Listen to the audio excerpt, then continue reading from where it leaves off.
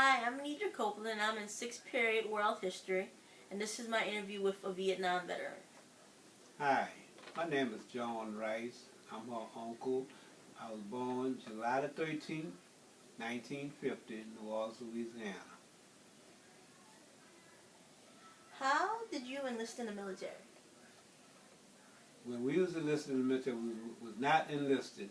We was drafted. You go by a service number. They call your number up, and if your number was listed, you had to go. You had to go to service or you go to jail. I choose to go to the service. So I got drafted in 1969. I graduated in 1968, November the 11th. I went to basic training and learned how to be physically fit for to go to war, because at that time you was either going to war, and that's the only thing you had to do. Very few of the guys that graduated with me from basic training, that's where you do your physical training, went elsewhere. The only ones that went back home was the ones that was called National Guardsmen or unessential personnel. National Guardsmen they only do but 6 months out of a year, and they do 2 weekends out of a month. They go back home. But I was regular Army, and I got drafted, and I had to go to Vietnam after I finished my training. Okay. What did your family think about your decision? Well, they was all upset and scared because they did not know what I was going into. The only thing they knew was a war. And when you say war, majority of the people think people not coming back, or if they do come back, they come back dismangled, or they come back crazy, or they come back incapacitated of some parts of their life. And they was worrying about it. And I did not have a decision on not going. I tried to get out because I said I was the only son in the family. Back in the 60s, if you was the only child or the only male, they would let you go. But they still sent me off to Vietnam. Okay. What was your proudest moment in the service? Well, my proudest moment in the service was getting my medals, getting home, leaving Vietnam, and just getting back to normal life, which was hard for me to adjust when I first got back home from Vietnam, because I was so used to living that life, it was hard for me to come home to regular life. Okay. What was your homecoming like? Homecoming was different. It was a good thing for me to come home to my parents and to my friends, but then a lot of people looked at us as baby killers. That's what they call us, murderers, and they didn't always accept a Vietnam vet because they didn't know what we was going to do. They listened to so many other different stories about veterans, whether they're Korean or Vietnam. How has your current life been affected by your service in the military? My current life has been affected and effectively. It's been affected by me going to the VA, getting my medicine, getting treated at the VA. That's the only problem that you would have, because when you go to the VA, they don't schedule you right away. They tell you to come to emergency. They treat you in emergency, but you don't have scheduled appointments as you would do if you have a regular doctor. You have to go maybe 1 month, and then you won't get an appointment till another 3 months later. Okay. Are there any fun or interesting things that happened while you were in Vietnam? Yeah. The funniest thing was when I was in infantry. I was on recon, and we was doing a search and destroy. And that means that we would go out and look for the enemy to see if anything was out there. And we got into an ambush. That means that we was getting fired on by the enemy. And a good buddy of mine who passed away, he died in Vietnam, named Richard Graves.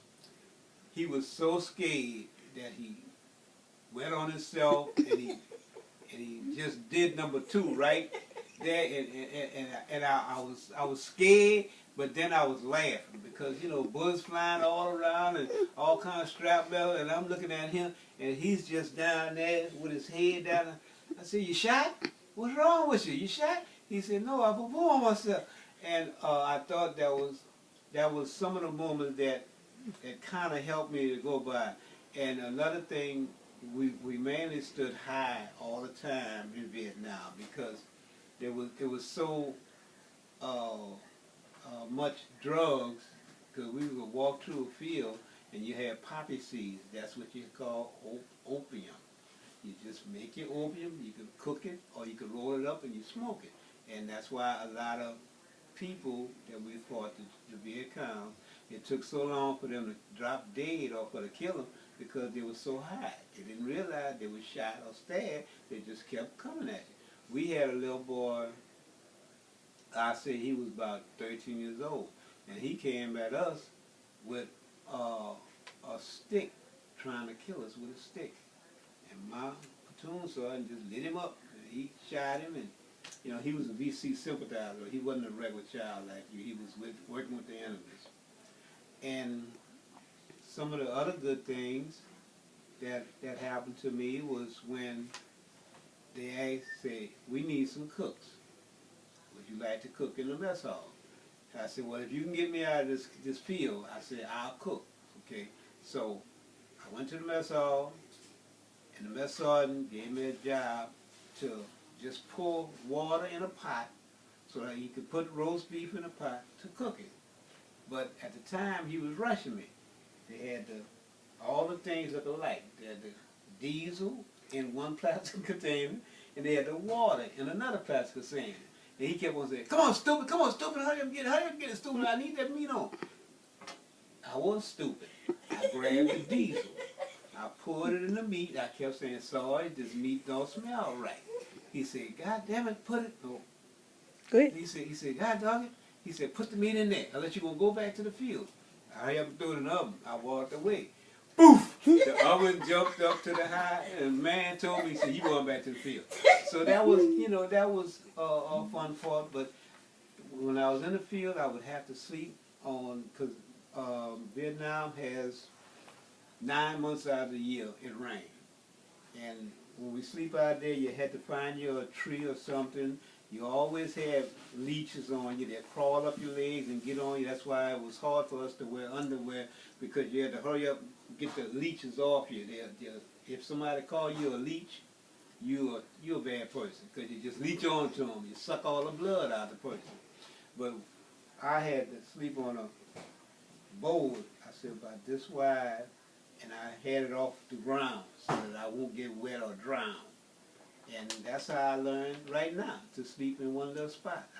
I'll sleep on the end of the bed, and I'll stay there, because that's what I learned. And some of the other good things about the military, after, you know, Vietnam taught me how to deal with life, how to watch people, how to respect people, and how to value my life and how to value other people's life. And I'm always on the protective of people. You know, I try not to hurt people's feelings. I try not to hurt myself, because a lot of people, you know, a lot of us veterans, they get where they can't deal with things and they want to kill themselves or kill other people. I'm not going to do that. I made it home. I have a couple of problems, but I'm getting my disability. I get retirement. I retired from the service. You know, I worked when I got out, and I'm happy, you know, but at the same time, when I see other veterans that don't have what they need, that bothers me. But other than that, I enjoyed my time in the service after I come back from Vietnam, because some places I went to after Vietnam, I went to Germany. It was freezing cold there. I don't know why they sent me there. It was freezing cold. And I went to a place called Fort Dix, New Jersey. And that was cold, but it was fun. I met a lot of people. I did a lot of things. I met Bob Hope. I shook hands with President Ford. I met Lyndon B. Johnson, the president, and we did a lot of things, you know, and That's it. I don't regret being in the military. Thank you. Okay, thank you. Okay, you're welcome.